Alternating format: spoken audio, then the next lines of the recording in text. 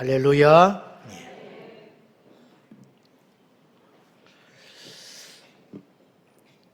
아담과 하와가 에덴 동산에서 선악과를 범함으로 범죄합니다. 겉으로는 선악과를 먹은 것이 죄처럼 보이나 근본적인 죄는 말씀을 어긴 것이 죄였습니다. 이로 인하여 인류에게 여러 가지 많은 이제 불상사가 시작이 되는데 크게 두 가지의 사건이 일어나요. 첫째는 우리 인생들에게 죽음이 임합니다. 죽음. 하나님이 분명히 경고했어요. 그것을 먹는 날에는 반드시 죽는다. 근데 먹는 순간에 죽었어요, 안 죽었어요? 안 죽었죠. 그럼 어떻게 된 거예요? 하나님이 거짓말할 리는 없어요. 죽은 건 맞아. 여기서 우리가 중요한 걸 하나 알아야 돼요. 죽음에 대한 시야와 정의가 하나님과 우리는 완전히 다르다는 거예요. 살아있지만 주님 볼 때는 죽은 자고 죽은 자 같지만 주님이 볼 때는 산 자가 있어요. 여러분은 어떤 상태냐는 거예요. 예수님 만나야 죽은 내 영혼이 살게 되는 거예요. 그래서 예수님이 이해 안 된 듯한 어려운 말씀을 하나 하셨어요. 나를 믿는 자는 죽어도 살겠고 나중에 부활한다는 말이에요. 이 말은 이해가 돼요. 그 다음에 따라오는 말씀이 무릇 살아서 나를 믿는 자는 영원히 죽지 아니하리라. 그러면 살아서 예수 믿는 사람은 안 죽어야 되거든요. 근데 죽어야 안 죽어요? 죽잖아요. 제가 장례를 수없이 치렀어요. 어느 날 장례식장에 가서 이 말씀을 한두 번 가지고 설교한 건 아니죠. 부활 설교해야 되니까. 근데 이 본문을 읽고 내 스스로 순간 이 말씀이 해석이 안 되는 거예요. 이걸 설교를 해야 되는데. 물론 내가 거론 안 하면 되지요. 부활만 막 외치면 되지. 근데 그냥 넘어갈 수 없었어요. 주님, 찬송을 부르는데 내 속에서 막 다급해진 거예요. 이분 예수님 잘 믿는 성도였는데 내가 아는데 나하고 오랫동안 곁에서 봤는데 이분은 분명히 천국 간 사람이 맞는 것 같아, 내 기준에. 근데 이분이 죽었잖아. 예수 믿으면 안 죽는다고 그랬는데 왜 죽었지요? 내가 하나님 앞에 다급하게 화살 기도를 했어요. 혼자만. 그 순간에 주님께서 내 안에 감동을 주셨어요. 응답이. 네 눈에는 죽은 자로 보이느냐 그러시는 거야. 뭘 하나 얻어받은 것 같아서. 그렇구나. 내 눈에는 분명히 죽어서 장례를 치르고 있지만 주님 눈에는 이 사람은 죽은 자가 아니라는 거예요. 죽음에 대한 시야가 이렇게 다르구나. 누가 죽은 자냐? 죄 가운데 있어서 주님과 단절된 상태는 죽은 자구나. 그래서 에베소서 2장 1절에 너희는 죄와 허물로 죽었던 너희를 그가 살리셨도다. 죽었던, 인간은 죽은 존재구나. 근데 죽은 존재가 예수님 만나면 살아나게 되는구나. 이제 그것을 더 정확히 알게 됐어요. 사람은 늙어서 죽는 거 아니에요. 죄 때문에 죽습니다. 두 번째, 아담과 하와가 범죄한 순간 인류에게 무엇이 임했느냐? 저주가 임했어요. 그래서 창세기 3장에 범죄한 인생들, 특별히 아담에게 이렇게 말했어요. 이제부터 땅이 가시와 엉겅퀴를 내게 될 것이다. 그래서 그 가시와 엉겅퀴를 제거하고 싸우면서 너는 평생 양식을 얻기 위하여 네 이마에서 땀의 수고가 흐르게 될 것이다. 제가 어릴 때부터 예수님 믿기 전에 제가 어떠한 의문점을 갖고 살았냐면 제가 시골에 살았으니까 산으로 둘러다니면요. 산에 먹을 게 없어. 무슨 말이냐. 수천 년 동안 인류가 산에다가 씨앗을 뿌리고 밭에다가 농사를 짓는데 수고해야 돼. 즉 산에서 저절로 자라나는 배가 있어요. 사람이 심어놓지 않는 배, 못 먹어. 그걸 돌배라고 그래. 돌배. 사과나무가 자랄 때가 있어. 못 먹어. 그것을 돌사과라고 그래. 못 먹기 때문에 돌자를 붙이는 거예요. 머리가 아닌 사람을 돌대가리라고 그러는 거예요.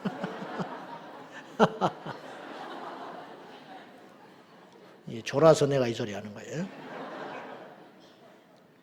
그러니까 인간은요, 태어나서 죽을 때까지 계속 뭔가를 심고 거두고 심고 거두고 해야 돼. 신기하지 않아요? 좀 자연이 먹을 걸 좀 스스로 내면 안 되는 거예요? 근데 이 세상 만물이 죄로 인하여 가시와 은건키만 계속 내는 거예요. 밭과 논에서 끊임없이 잡초들이 솟아나기 때문에 하루만 돌보지 않으면 농사가 망쳐지게 되는 거죠. 다 성경대로 되는 것입니다. 지난주에 우리가 왜 북이스라엘에 가뭄이 시작됐느냐. 그냥 비가 안 오는 거지. 근데 그게 아니었어요. 이유가 있었어요. 죄 때문이었어요. 인생이 죄를 지으면 하늘이 닫히는 거야. 이걸 꼭 기억해야 돼요. 자, 이렇게 지금 북이스라엘이 말이 그렇지 3년이 넘도록 비가 오지 않고 하늘이 닫혀 있는데 온 세상이 흉흉해지고 그것뿐만 아니라 아합이 칼날을 갈고 모든 하나님의 백성들과 선지자들을 핍박하고 있을 때 선지자들을 보이는 대로 모조리 잡아다가 죽였어요. 이런 영적으로도 사회적으로도 경제적으로도 정치적으로도 혼란스러운 일대에 별처럼 빛나는 인물이 있었으니 바로 오바댜라고 하는 인물이었어요. 이분이 어떤 분인지 오늘 한번 찾아보겠습니다. 자, 3절 그리고 4절까지 읽어보겠습니다. 무슨 일을 했는지 시작. 오바댜를 불렀으니 이 오바댜는 여호와를 지극히 경외하는 자라. 이세벨이 여호와의 선지자들을 멸할 때에 오바댜가 선지자 100명을 가지고 50명씩 굴에 숨기고 떡과 물을 먹였더라. 오바댜에 대한 지식은 많지는 않아요. 근데 그 이름이 어떤 뜻을 갖고 있냐? 여호와를 경외하는 자라는 뜻을 갖고 있어요. 오바댜서라고 소선지서가 있는데 그 인물과는 달라요. 이름만 같을 뿐이에요. 그 사람이 아니에요. 근데 오바댜는 어떤 사람이냐? 아합이 왕으로 있을 때 궁궐을 맡은 자라. 그렇게 표현을 했어요. 자, 왕궁을 맡은 자. 그러니까 궁궐 살림을 다 맡아서 할 만큼 능력 있고 출중하고 아합 왕의 총애를 받는 인물이에요. 대단한 인물이에요. 총무 대신. 아무에게나 이런 걸 맡기지 않지요. 대단한 인물이에요. 이런 영특하고 이 대단한 인물인데 이 사람은 여호와를 경외하는 자였다고 성경에 표현하고 있어요. 그래서 하나님을 경외한 결과 어떤 행동을 하냐면 이 오바댜는 엄청난 일을 해요. 그건 뭐냐? 선지자들을 다 잡아들여서 죽이는 때에 선지자 100명을 구출해가지고 동굴을 마련하여 50명씩 나누어 가지고 그들을 보호하면서 물과 떡을 공급해 줬던 인물이라는 거예요. 들키면 어떻게 되겠어요? 죽지요. 죽어. 근데 이 목숨을 걸었어요. 어디서 이런 용기가 나왔느냐? 오바댜가 막 거칠고 영웅호골이 아니에요. 엘리야를 만나서 대화하는 걸 보면 굉장히 겸손하고 자상한 사람이에요. 그런데 이런 용기가 어디서 비롯되었을까? 그것은 하나님을 무서워했기 때문에 이런 용기가 나온 거예요. 여러분, 하나님을 무시하는 자는 대단히 용기 있고 힘 있는 것 같으나 사람한테 꼼짝 못해요. 하나님을 무시하고 사는 자가 대단한 것 같지만 자기보다 조금만 힘을 가지고 강한 자를 만나면 꼬리 감추고 꼼짝 못해요. 그러나 진정으로 하나님을 경외하는 자는 사람을 무시하지는 않지만 사람을 두려워하지도 않습니다. 멋진 것이지요. 그래서 바울은 내가 하나님을 두려워하랴 사람을 두려워하랴. 내가 사람을 두려워하는 것이라면 하나님의 종은 아니다. 이렇게 말했어요. 하나님의 종된 자만이 진정으로 사람들 앞에 용기 있는 자가 될 수 있다. 이렇게 말하는 거예요. 자, 이 시대의 비극이 뭐냐? 이 시대의 문제가 뭐냐? 특별히 교회 밖에서 예수님을 안 믿는 사람은 무식하니까 그렇다 치자고. 하나님을 모르니까. 어째서 저렇게 교회를 오래 다녔음에도 불구하고 심지어 신학을 하고 목사가 됐다는 사람들조차도 내 자신을 포함하여 저렇게 이해하지 못한 행동을 할까? 사람이라는 건요, 선이 있어요, 선. 무슨 말이냐? 결정적일 때는 그래도 이건 아니지. 내가 이 나이 먹어서 이럴 수 있는가. 결정적일 때는 그래도 내가 목사인데 이건 아니지. 내가 결정적일 때는 내가 그래도 예수 믿는 사람인데 이러면 아니지. 그런 거 있잖아요. 그 선이 있어야 하거든요. 근데 그게 없어요. 막 폭주 기관차로 가버리는 거예요. 예를 들면 우리는 뭐 그러지 않겠지만은 당회를 하면서 막 장로님들끼리 멱살 잡고 싸운단 말이에요. 막 성경책을 던지면서 싸운다는 거예요. 목사님들이 모여가지고 총회하면서 막 아우성을 치고 싸운다. 안 어울리잖아요. 시장 잡배들도 아니고. 저도 뭐 정죄할 자격은 없지만 이런 일들을 우리가 이런 불편한 진실들을 많이 대하고 살고 있지 않아요? 교회 안에서 어떤 관계 속에서 어떤 일을 하면서 무슨 일이 생길 때 확 막 혈기를 부리고 막 난동을 지르면서 그런 것 때문에 많이 상처를 입잖아요. 이런 일이 왜 일어나냐는 거예요. 도대체. 안 되거든요. 그래서는 안 돼요. 선이라는 게 있다니까요. 아무리 속상하도 아무리 억울하고 아무리 힘들어도 그래도 지켜야 할 선이라는 게 있다. 근데 이게 없어. 왜 그럴까? 하나님을 무시하기 때문이야. 뭐 자기는 뭐 옳다고 주장을 하고 억울하다고 이야기하고 그럴만한 것처럼 이렇게 할 수밖에 없다는 것처럼 설득을 하려고 할지는 모르지만 그 속에는 사실은 이게 없는 거예요. 하나님을 무시하는 거예요. 하나님을 경히 여기는 것이죠. 잠언서 9장 10절 말씀 보시겠습니다. 자, 다 같이 시작. 여호와를 경외하는 것이 지혜의 근본이요 거룩하신 자를 아는 것이 명철이니라. 사람이 이해하지 못한 행동을 하면 뭐 어른 보고 인사를 안 한다든지 막 지하철에서 할아버지한테 막대 먹고 자리를 양보 안 하다가 뭐라고 하면은 막 욕지거리를 하면서 덤벼든다든지 그럼 뭐라고 그래요? 저 기본이 안 됐네 그래. 그건 욕 중에 욕이에요. 저거 기본이 안 됐다는 거예요. 저거 인간이 아니라는 거예요. 저래가지고 어디다 써먹냐는 거예요. 대학생이면 뭐하고 박사학위를 받았으면 뭐하고 돈이 많으면 뭐하냐는 거예요. 사람이 안 됐는데 기본이 안 됐는데 그런 표현을 쓰잖아요. 우리가 기본 중에 기본이 뭔지 아세요? 지혜의 근본이 뭔지 아세요? 가나다 몰라도 되고 ABC 몰라도 되고 구구단 몰라도 되고 철학적인 뭐 그런 거 몰라도 돼요. 무엇을 알아야 되느냐? 오늘 교회 처음 오신 분도 있을 수 있고 초신자라고 스스로 생각하고 아무것도 모른다고 생각하는 분도 있을 수 있어요. 그러나 그건 변명에 불과해요. 오늘 이거는 분명히 이제 오늘 하나 알아야 돼. 그건 뭐냐?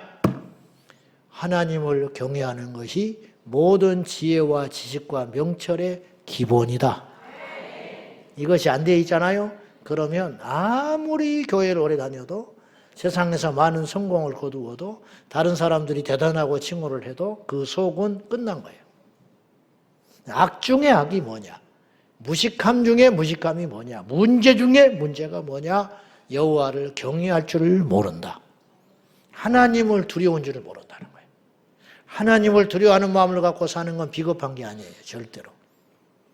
하나님을 경외하고 하나님을 두려워하는 마음을 간직하고 사는 것은 대단히 지혜롭고 안전한 길입니다.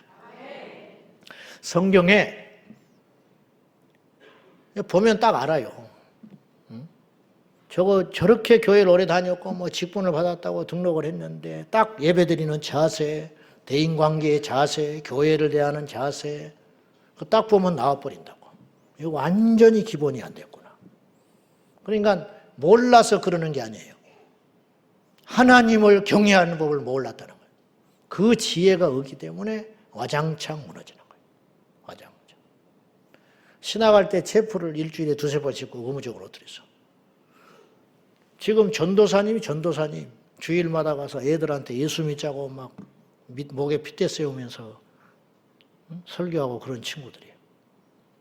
반바지 입고 슬리퍼 지지직 끌고 와가지고 성례책도 없이 덜렁덜렁 해가지고 예배 시간에 늦게 와가지고 뒤에 발 꼬고 딱 앉아가지고 아예 잘 준비하고 예배드리고 나간다고. 하나님 경외하지 않잖아요. 어디다 써먹을 거예요? 장학생을 받으고 장학생이면 뭐하고 처세를 잘하면 뭐하고 설교를 잘하면 뭐하고, 기도 인도를 잘하면 뭐하고, 목회를 잘하면 뭐할 거예요. 어디다가 써먹겠어. 이제 결국은 어느 순간에 드러나 버려요. 그리고 하나님께 비참하게 버림받게 되는 거예요. 우리 하나님이 그렇게 만만한 분이 아니라는 거예요. 이것이 없기 때문에 한국의 위기라고 나는 생각해요. 그럼 왜 이런 일이 벌어졌냐? 안 가르쳐줬어.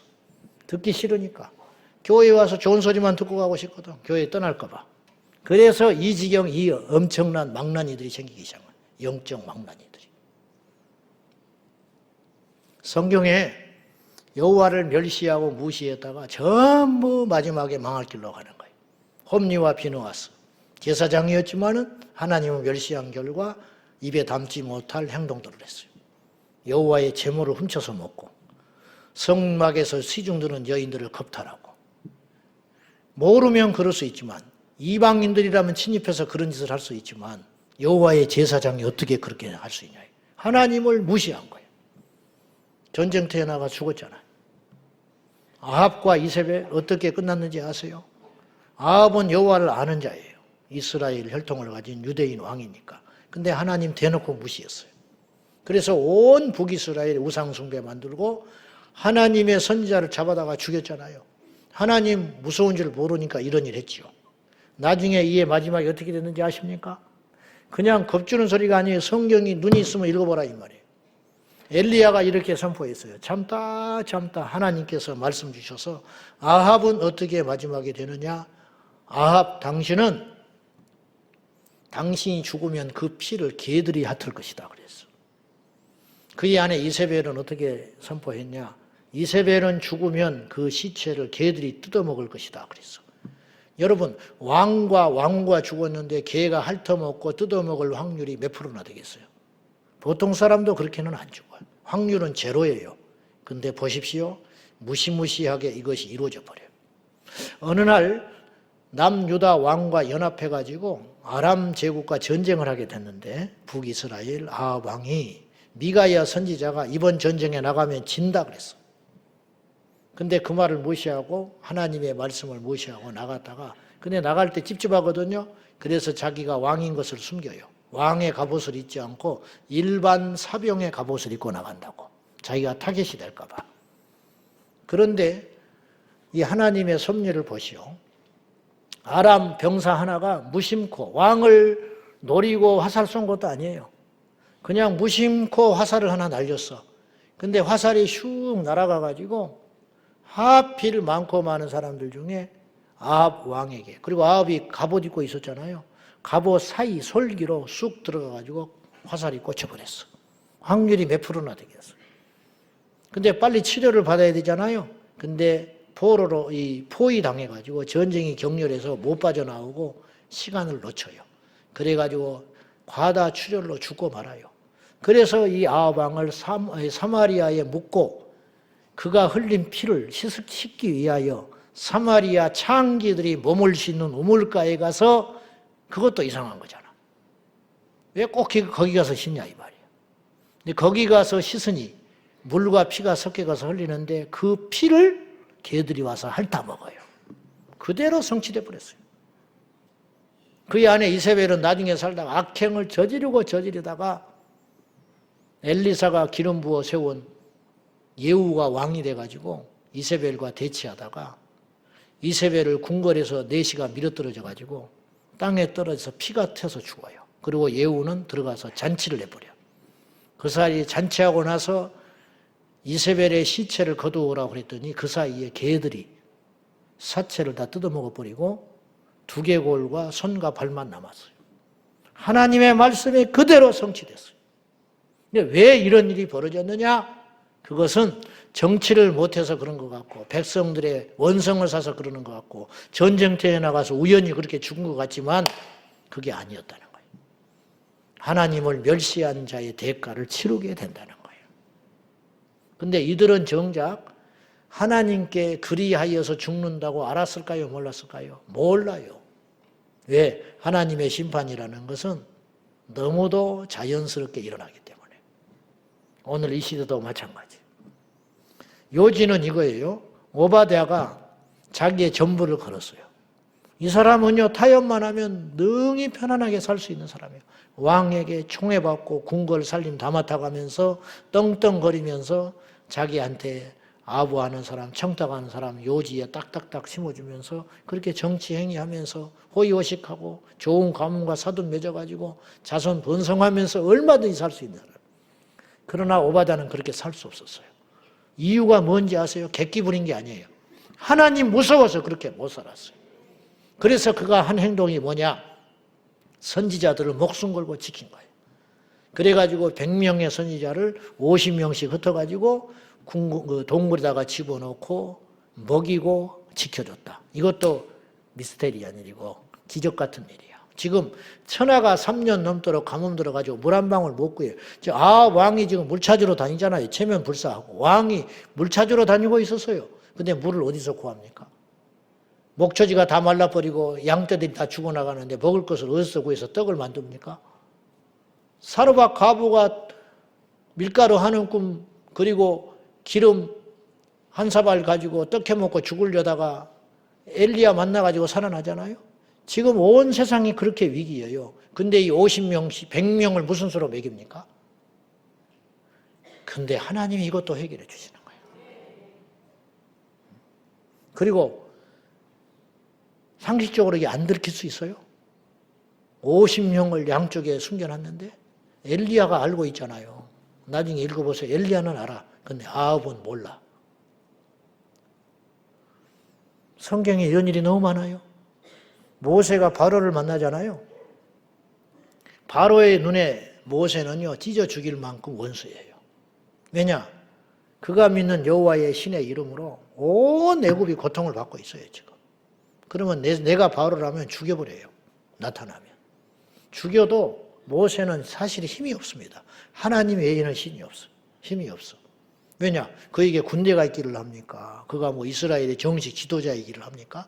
이스라엘 백성들도 모세와 아론을 별로 안 좋아했어요. 자기도 더 힘들어지니까. 죽여버리면 간단하잖아요? 근데 안 죽여요.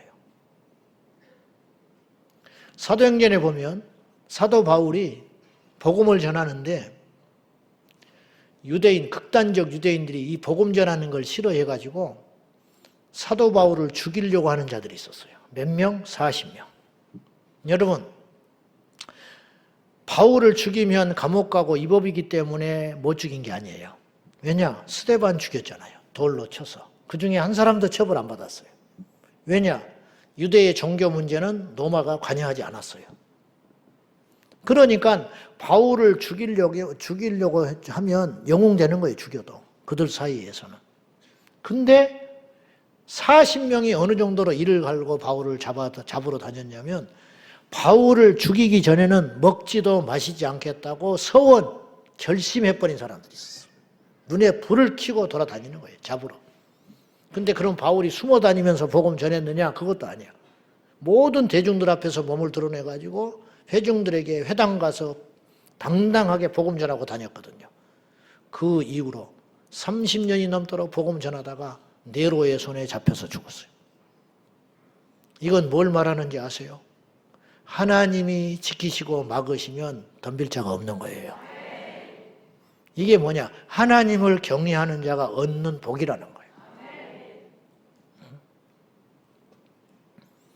이런 일을 성경에 숱하게 많이 나오는데 이걸 불가능하다, 의심이 된다고만 하지 말고 이런 기적의 주인공이 되라 이 말이에요. 오늘 이 본문에서 오바댜의 이런 행동들을 통해서 우리가 배울 게 있어요. 첫째, 오바댜는 절망 중에도 미래를 준비할 줄 아는 사람이었어요. 지금 현실은 캄캄합니다. 엘리야도 그렇고 오바댜도 그렇고 너무 외롭고 힘든 싸움을 하고 있는 거예요. 자기 편 한 명도 없어요. 여호와 하나님을 믿는다고 적극적으로 표현도 못해요. 하나님 편에 서면 죽습니다. 하나님의 선지자들이 지금 다 죽어나가는 형편이에요. 법도 없고 상식도 없어요. 그냥 아합이 이런 폭정을 하고 다니고 있었어요. 현실은 캄캄했어요. 어느 것 하나 성한 것이 없었어요. 온 이스라엘의 이세벨의 보호를 받는 바알과 아세라 선지자의 천국이야. 그런데 오바댜는 그런 절망적인 순간에도 자기가 죽고 난 다음에 이스라엘을 재건하기 위하여 어떻게 된지는 모르겠지만은 미래를 준비했는데 그것이 무엇이었냐? 선지자 100명을 지켜내는 것이었다는 거예요. 엄청난 일을 한 거예요. 훗날에 엘리사가 선지학교를 세워가지고 선지자들을 키워내거든요. 아마 이들의 씨앗이 남았기 때문에 그것이 가능한 일인지 몰라요. 우리나라가 이대로 10년, 20년 후가 되면 어떻게 될까? 제가 그 이야기를 자주 했습니다. 지방에 지금 대학생들이, 입학생들이 줄어들고 문을 닫냐 마냐 이렇게 이야기하냐. 신학대학도 더 큰 타격을 받아가지고 지난번에 지방에 갔더니 지방에 있는 그 신학대학원생, 대학원생 한 학기 학생이 3명이 3명. 앞으로 이제 전도사 안 한다는 거예요. 목사 안 한다는 거예요. 신학을 해서 목사가 돼도 장래가 캄캄하니까 입학생들이 줄어요. 지방에. 나가서 뭐 할 게 없다. 목사가 되면 많이. 교회는 어렵고 출산이 줄고. 이 젊은 친구들에게 계산이 빠르니까 그 길을 안 가려고 하는 거죠. 그러니까 죄송한 이야기지만 질이 떨어지고 있어. 정신도 문제고 마음도 문제고 믿음도 문제야. 그러다 보니까 사역이 현장에서 약화가 일어나기 시작하는 거예요. 전도사 안 하려고 그래요. 품귀 현상. 전도사를 못 구해서 난리야. 없으니까. 그럼 왜 그렇게 없냐? 학생이 모자라서 그런 건 아니야. 지금은. 뭐냐? 안 하려고 그래. 왜? 돈 100만 원 받고 일주일에 2-3번씩 쫓아다닐 수 없다 이거야. 그럴 바에는 아르바이트 하면서 학교 마치는 게 낫다. 그런 썩어 빠진 정신머리를 가지고는 하나님께 쓰임받을 수 없어요. 근데 지금 이렇게 된 거예요. 지금 교회에서부터 무너지고 있는 거예요. 그래가지고 나중에 처세 잘하고 어째 해가지고 목사 됐겠지. 그러면 어쩌자는 거예요 도대체. 그 양들은 어쩌자는 거예요. 제가 좀 말이 좀 과격해서 죄송한데 지금 불편한 진실이에요 이게. 지금 불편한 진실. 회피할 수 없어요. 목사가 사라져요. 교회가 사라지지. 영국에 자국민 목회자가 부족해가지고 왜 목사가 없겠습니까만 무슨 말이냐면 깨어있는 목사가 없어요. 토마스 선교사를 보내준 영국 교회가 영국인 목회자를 못 구해가지고 한국 사람이 목회하고 있어요. 이게 좋은 일처럼 보이지만 비극이라는 거예요. 비극. 깨어있고 제대로 된 목사를 못 구해가지고 서구 자유주의 신학에 다 무너져가지고 그런 목회자들이 목회를 하니까 교회가 다 쑥대밭되고 영혼들이 다 죽어나가니까 안 거예요. 그래서 한국교회 SOS를 보내고 있는 거야. 성령 충만한지는 알아. 한국 목사가 아직도.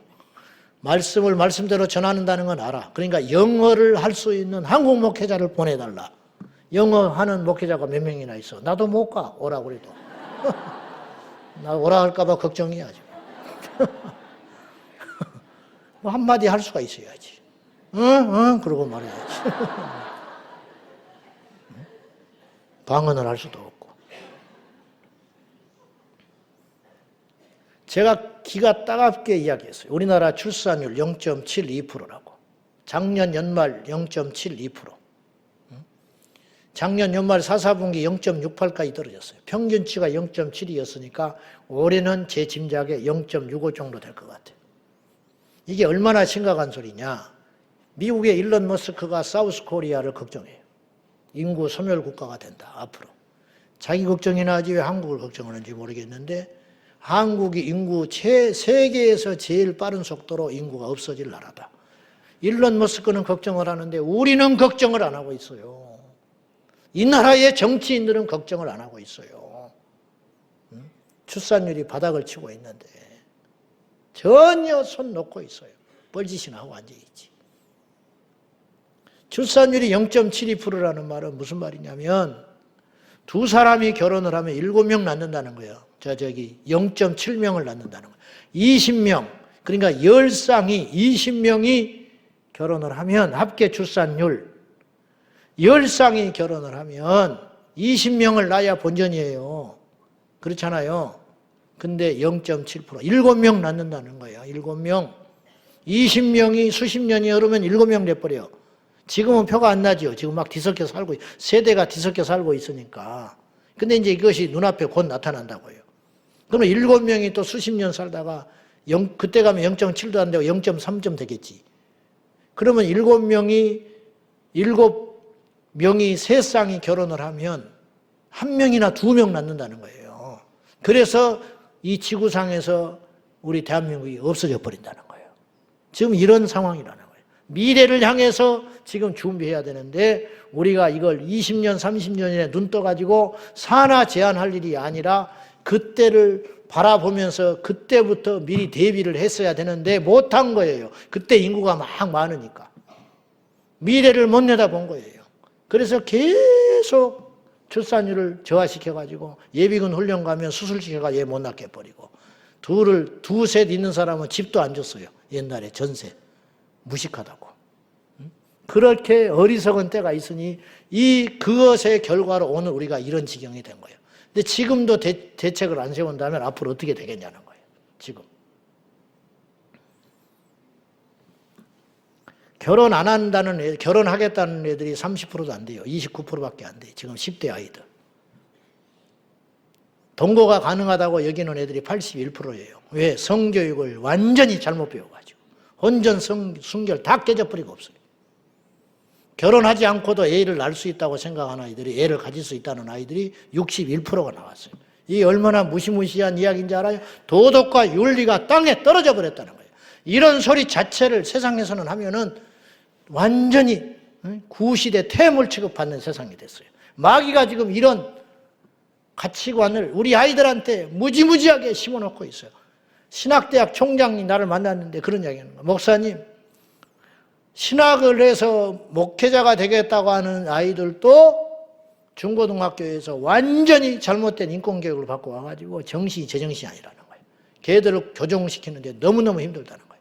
끝까지 안 바꾸고 목사가 되니까 나중에 동성애 찬성, 동성애 축복하는 괴물 같은 목사들이 나오기 시작하는 거라는 거예요. 이게 교육의 효과라는 거예요. 나쁜 교육의 효과. 속의 DNA까지 완전히 마귀가 사로잡아 버려가지고 미래를 박살내버리는, 미래를 파괴하려는 전략들을 지금 마귀가 쓰고 있는데 우리는 손 놓고 있다는 거예요. 오바다는 그것을 준비하는 자였다는 거예요. 선지자들의 싹이 마르면 안 된다. 그래서 목숨 걸고 지키려고 했어요. 오바다는 두 번째로 구체적이고 전략적으로 행동했어요.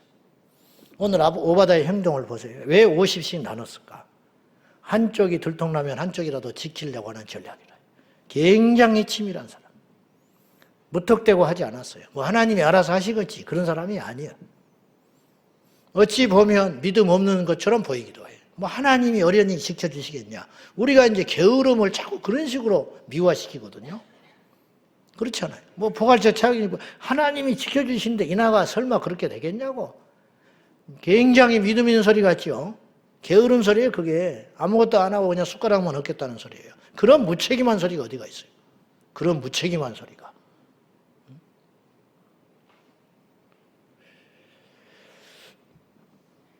우리가 전략적으로 행동하고 전략적으로 하나님을 섬기고 전략적으로 이 악한 세상과 싸워낼 수 있어야 돼요. 전도도 전략적으로. 포괄적 차별금지법 막자고 하면서 보세요. 동성애는 죄다. 이건 교회에서나 하는 이야기예요. 여러분 밖에 나가서 동성애는 죄예요. 그러면 한 사람도 안 들어. 왜냐? 마귀가 죄를 문화로 둔갑시킨 지 오래됐기 때문에. 동성애는 죄요. 그러면 저거 예수쟁이구나. 그리고 귀 닫고 지나가는 거예요. 젊은이들이. 안 들어요. 그러니까 그렇게 말하면 안 되고 당신들의 아이를 지켜라. 이렇게 말을 해야 돼요. 이게 동성애하고 무슨 상관이 있냐고요? 성전환이 마음대로 왔다 갔다 하면 어떡할 거예요? 우리 아이들이 지금 학교에서 뭘 배우는지 아느냐고. 이렇게 하면 부모들이 정신을 차리게 되죠. 무슨 일이냐고. 차별금지법이 통과되면 서구 사회가 이렇게 되지 않았냐고. 그러면 어떤 사람이 이런 법을 만들려고 하냐고. 그래서 차별금지법은 알면 반대하는 법이라는 거예요. 그러니까 우리가 전략적으로 접근을 해야 된다는 거예요. 차별금지법이 통과되면 복음을 못지 않은 세상이 됩니다. 그건 교회 안에서 하는 소리야. 심각한 일이죠. 근데 밖에 나가서 그렇게 말을 해봐. 여러분, 포괄적 차별금지법이 통과되면 교회가 무너집니다. 복음을 못 전하는 세상이 됩니다. 전도도 못하게 됩니다. 그러면 세상 사람들이 속으로 얼른 통과돼 버리면 좋겠다. 저 소리 듣기 싫으니까. 이렇게 나온다니까요. 그러니까 그렇게 전략을 세워서는 안 된다는 거예요. 포괄적 차별임금이 통과되면 당신들의 세금으로 소송공화국이 됩니다. 이게 사실이거든요. 그 법안에 보면 국가인권위원회에서 소수 약자, 성소수자를 위해서 국가 세금으로 변호를 하게 돼 있어요. 이런 놈의 법이 어디가 있어? 우리는 우리 돈 내고 우리를 지켜야 하고 그들은 소수 약자라고 하는 프레임을 씌워가지고 우리가 낸 세금으로 변호사를 사가지고 국선 변호사 서가지고 이길 때까지 변호를 하게 돼 있다. 이런 차별받는 법이 어디가 있냐고. 몰라요. 당신의 세금이 그런 데 쓰여서야 되겠습니까? 눈이 동그래지지. 포괄적 차별임금법이 통과되면 국방이 위험해집니다. 무슨 소리냐고. 성전환을 마음대로 하기 때문에 그리고 그거에 따라 처벌하지도 못하고 차별하지 못하기 때문에 내일 다음 달에 신체검사 받아서 군대 오라. 나는 동사무소 가서 신고해버리는 거예요. 나는 여자다. 말이 안 되는 소리 같죠. 지금 서구 사회가 그렇게 되고 있잖아요. 그런데 서구 사회는 모병제예요. 자기가 자원해서 입대해요. 그러나 우리나라는 남북이 대치되기 때문에 징병제라고요. 군대 안 가면 이 나라를 누가 지켜. 그래서 드디어 50만 명 군인 숫자가 40만 명대로 떨어진 거예요, 지금. 이렇게 접근을 해서 전략적으로 세상 사람들을 얻어야 이 법에서 승리할 수 있다, 이런 뜻이에요. 이런 말들이 굉장히 인간적인 것 같지요. 그렇지 않아요. 이 시대에 우리가 들어야 할 메시지라는 거예요, 저는. 마귀의 지혜를 뛰어넘는 지혜를 가져야 마귀를 이길 수가 있는 거예요. 잠언서 24장 6절 보십시다. 다 같이 시작. 너는 전략으로 싸우라. 승리는 지략이 많음에 있느니라. 전략적으로 싸우라는 거예요. 성경에 그렇게 써 있어요. 믿음 없이 그냥 나가면 되는 것이지 주님만 바라보고 나가면 되지. 그거는 전략이 없다라는 뜻도 되는 거예요. 이 말씀은 다른 번역 성경에 이렇게 써 있어요. 너는 지혜로운 계책이 있을 때에만 전쟁으로 싸우라. 지혜로운 계책 방법이 없으면 전쟁 나가지 말라는 거예요. 지니까. 이게 주님의 명령이에요. 여러분 알다시피 낙태 문제, 이번에 미국 대선에서도 그것이 큰 이슈였지만 해리스는 여성의 자기 결정권이라고 하는 논리를 내세워가지고 낙태를 자유롭게 해야 된다. 이게 어떻게 보면 참 맞는 말 같지만 무책임한 말일 수 있어요. 내 몸이니까 내가 한다. 내 마음대로 낙태를 하든 자유연애를 하든 자살을 하든 안락사를 하든 놔둬라. 하나님을 무시하는 거예요. 그 생명을 누가 줬는데? 자기가 동정녀야? 자기가 혼자 임신을 했어? 그건 책임이 아주 무책임한 거예요. 미국에서는 1800년 때부터 낙태가 시행됐어요. 몰랐던 거예요. 그래서 이게 이제 굉장히 큰 이슈들이 막 되기 시작한 거예요. 미국 사회에서. 교회에서 낙태 문제를 거론하는 게 불편한 이유가 우리나라도 과거에 산하 제한 정책으로 인하여 낙태를 죄의식 없이 막 했어요. 이 중에도 계세요. 그래서 목사님들이 성도들이 괴로워하니까 이 문제를 거론을 안 하는데 여러분 하나님 앞에 회개하고 다 정리했으면 주님은 끝난 거예요. 우리에게 그거 묻지 않아요. 그러나 우리 후대 우리 자녀들을 위해서 이거 분명히 들으셔야 돼요. 그리고 분명히 가르쳐야 돼요. 따라 나는 무지해서 나는 하나님을 믿으면서도 불구하고 이런 죄를 저질렀다. 그러나 너는 안 된다.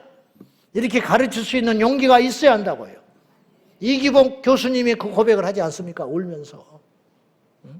지난번에 김양재 목사님 남편이 산부인과 의사였는데 돌아가셨는데 그분이 수없이 낙태를 했다고 고백하지 않습니까? 무지하니까. 예수 믿으면서도 그렇게 한 거예요. 그래서 미국에서 1800년대부터 이 낙태 문제가 첨예하게 대립하다가 계속 원수마귀가 공격을 해가지고 마침내 1973년에 미국 연방대법원에서 낙태가 합법화됐어요. 여성의 권리다. 이때 미국 보수주의, 복음주의 미국의 교회들이 통곡을 했어요. 이렇게 판이 벌어져 버리는 거예요. 마귀가 야금야금 집어삼키더니 미국 사회를 이렇게 만들어버린 거예요. 그때 복음주의 목사님들이 몇 사람이 뭉쳐가지고 통곡을 하며 기도하면서 이 판을 바꿔야 된다. 지금도 늦었다고 생각하지만 이제부터라도 준비하자. 그래서 기도하고 젊은이들을 깨우고 사람들을 키워낸 결과 어떤 일이 벌어졌느냐. 지난 2022년 트럼프가 1기 정권 집권할 때 대법원 판사들 6명을 집어넣어놨는데 그들이 알고 봤더니 보수주의 기독교 사상에 입각한 대법원들이 들어가가지고 정체를 숨기고 있다가 2022년에 낙태법을 다시 이 법으로 만들어버리는 일이 발생을 한 거예요. 마귀가 그냥 깜짝 놀래버린 거지. 진보 진영이 그냥 완전히 뒤통수 얻어맞아 버리는 거예요. 그리고 6명이 들어가가지고 이 판을 바꿔버렸어요. 근데 그때까지 얼마의 시간이 걸렸느냐? 50년. 50년을 음지에서 키워가지고 대부분 6명을 만들어 키워낸 거예요. 하나님께서. 6명의 제대로 박힌 대법원 판사를 만들기 위해서 수백 명이 길러졌을 거 아니야. 그 중에 뽑혀서 6명 만들어낸 거 아니에요. 우리나라는 지금 거꾸로 됐어요. 저는 지난 30년이 한국계 잃어버린 30년이라고 감히 생각해요. 큰 교회는 자기 안에 있는 문제, 누가 장로 될 것이냐, 누가 이런 것만 잔뜩 신경 쓰고 있다가 배가 부르니까 그 돈으로 건축하고 그래도 돈이 남으니까 기도원 짓고 그래도 돈이 남으니까 묘지 사고 그러는 사이에 교회가 죽어가고 있는 걸 눈치를 못 채고 있다가 이제서 정신 차려보니까 교회 안에 젊은이들이 있어야지. 몇천 명씩 모이는 교회도 청년 20명 앉아가지고 맥없이 앉아가지고 그것도 절반은 술 처먹고 돌아다니고 뭐가 있어야 뭘 해보지. 지금 이런 판이 돼버렸어요. 그래서 우리나라 대법원 판사들이 지난번에 7월 18일 날 건강보험 피부양자 얼토당토 않는 판결이 떨어져 버렸잖아요. 그것도 압도적으로 9대4. 대법원을 포함해서 9명이 하나님을 배역해버린, 대적해버리는 판결을 낸 거예요. 질 거는 꿈에도 상상 못했는데 져버린 거예요. 왜 그러냐? 마귀가 30년 동안 이를 갈고 사람을 키워낸 거예요.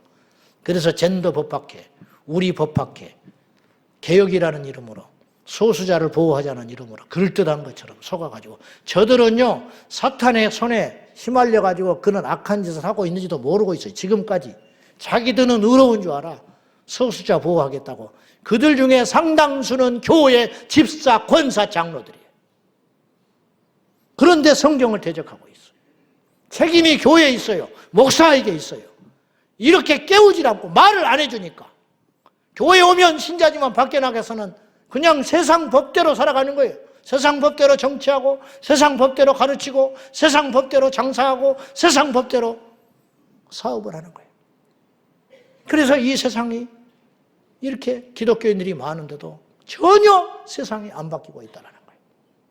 너희는 가서 모든 족속으로 제자를 삼아 너희는 가서 세상에 빛이 되고 소금이 되라. 못하고 있는 거예요. 못하고. 힘이 있는데도 불구하고. 마귀가 우리말 법학계, 우리 법학계, 젠더 법학계라는 게 얼마나 무서운 말이에요. 동성애를 옹호하고 지지하는 자들의 모임이에요. 교회, 성도, 집사인데. 그래서 올라가가지고 딱딱딱 통과시켜버리는 거예요. 그런데 그러면 다른 사람을 대법원 판사를 시키면 되지 않느냐? 안 시키는 것도 있고, 없어. 하나님을 제대로 믿는 정신 제대로 박힌 판검사가 없어. 왜 그렇게 됐느냐? 오바다가 없었기 때문에. 이제라도 늦지 않았어요. 이런 설교를 들어야 돼요, 여러분. 왜냐? 현실 법과 정치와 우리는 무관하지 않아요. 우리 자녀들이 앞으로 어떻게 될 것 같아요? 이 땅의 교회는 어떻게 될 것 같아요?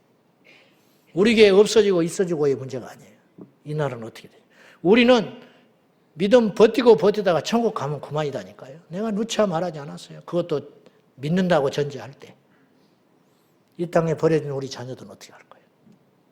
우리 고립 친척들은 어떻게 할 거예요? 결론입니다. 열왕기상 18장을 보면 등장인물들이 엘리야는 영적인 전사입니다. 드러난 전사. 오바댜는 숨겨있는 전략가였어요. 그리고 미래를 위해서 숨겨진 하나님의 비밀병기 100명이 선지자가 있었어요. 그리고 마귀의 종노릇하는 예후와 이세벨이 있었어요. 아합과 이세벨이 있었어요. 그리고 그 중간에서 이러지도 못하고 저러지도 못하고 비유 맞추고 살아가는 99% 무지한 이스라엘의 백성들이 있었어요. 여러분은 어느 편에 설 거예요? 우리는 적어도 이 세 가지 중에 한 사람은 돼야 돼요. 엘리야가 되든지 오바댜가 되든지 숨겨진 선지자가 되든지 이 세 부류 중에 하나는 돼야 돼요. 우리가 하나님 앞에 믿음으로 의의 병기가 되어야지 마귀의 손에 붙들려서 죄의 병기가 돼서는 안 된다는 거예요. 그래서 우리에게 성경은 요구하는 거예요. 너희가 의의 병기가 되어라. 우리 모두 깨어 일어나서 하나님, 근데 이 모든 용기, 이런 힘, 이런 행동들이 어디서 비롯된 것이냐? 여호와 하나님을 경외했기 때문에 자연 발생적으로 일어난 일이라는 거예요. 오바댜한테 출세한다고 그거 하라고 그러면 하겠으며 오바댜에게 누가 나타나서 하라고 강요를 해서 하겠습니까? 하나님을 경외하니까 행동이 그렇게 나오기 시작한다는 거예요. 모든 지혜의 근본은 하나님을 경외하는 것이다. 우리 모두 그리고 우리 후대에 하나님을 경외하는 세대가 되어서 이 세상에 어그러진 판들을 새롭게 재건하고 만들어내는 의의 병기로 저와 여러분이 부족하지만 쓰임받기를 축원합니다. 기도하겠습니다. 하나님 아버지, 세상이 캄캄합니다. 들려오는 소식마다 비상식적이고 비도덕적이고 또한 불안한 소식들만 들려옵니다. 결국 이 나라를 지킬 분은 우리 하나님밖에 안 계십니다. 주님의 손에 붙들려 오바댜가 되게 하시고 엘리야가 되게 하시고 엘리사가 되게 하시고 숨겨진 선지자가 되게 하여 주옵소서. 예수님의 이름으로 기도하옵나이다. 아멘.